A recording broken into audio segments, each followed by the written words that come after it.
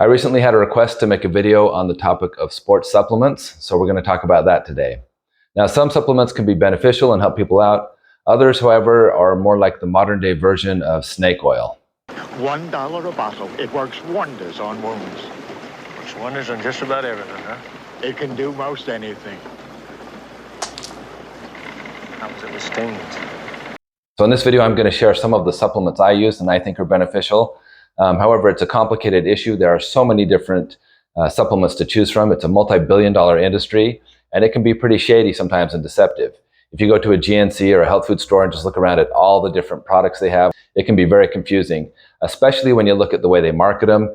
I mean, everything looks so great. They've got people endorsing it, great marketing, but sometimes the product doesn't always match the claims. So you always want to be careful whenever you're purchasing supplements to make sure that they're a quality supplement from a reputable company, because there's a lot of garbage out there, so you want to watch out for. Sometimes these products don't have enough of an effective ingredient to do what they're claimed to do, or they might hide behind the shield of proprietary blend and not disclose what is actually in the product.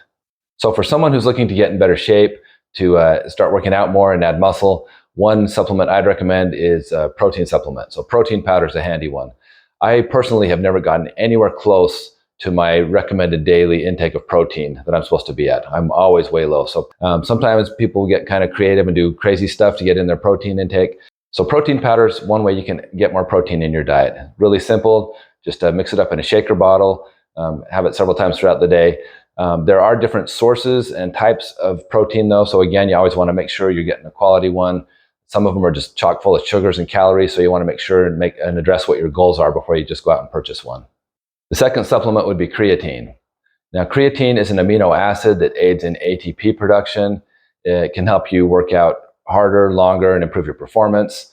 And it's found naturally in your diet in animal products. So when you eat meat, you'll get it. Also, our body's capable of producing a certain amount of creatine. But the supplement, creatine, you can take that powder if you do like 5 grams a day. That's typically what they recommend. Creatine is the most researched supplement out there. So there's lots of information out there on it. I've never seen any negative side effects from it if you're doing it within reason, like as recommended.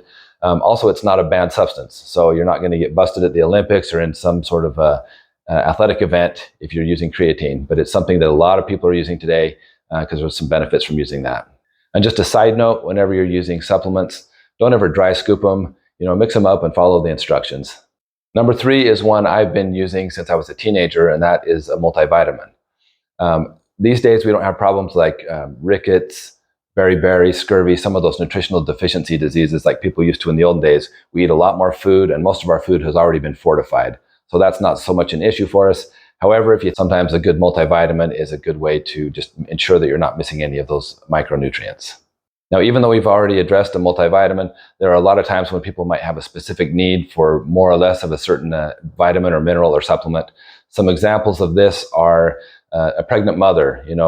Her doctor's probably going to tell her to have a prenatal vitamins, and she's actually building a human being there. Someone with osteoporosis is going to be recommended to take calcium. If you have anemia, you're going to take iron supplements. If someone lives somewhere where there's not a lot of sunlight, they might take a vitamin D supplement. You've got people that don't eat fish in their diet much. They might have fish oil or omega-3s.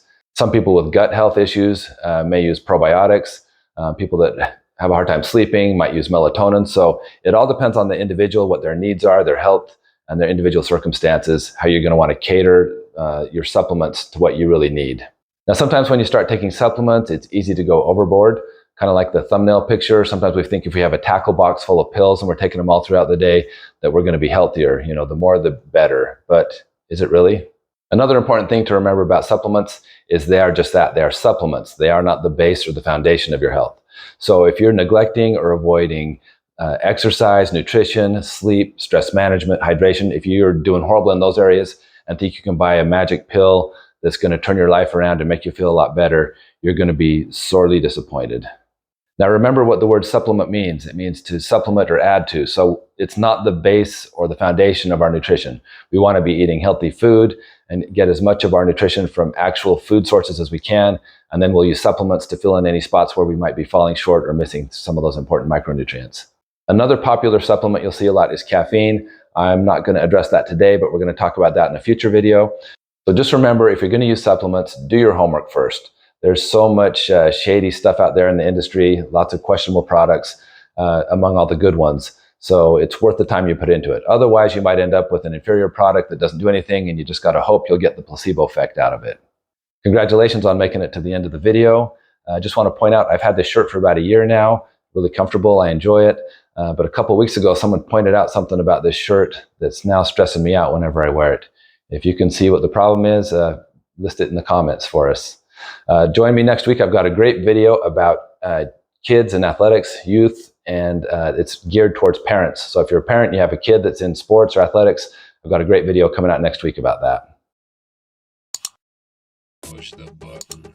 Don't encourage him. Do it.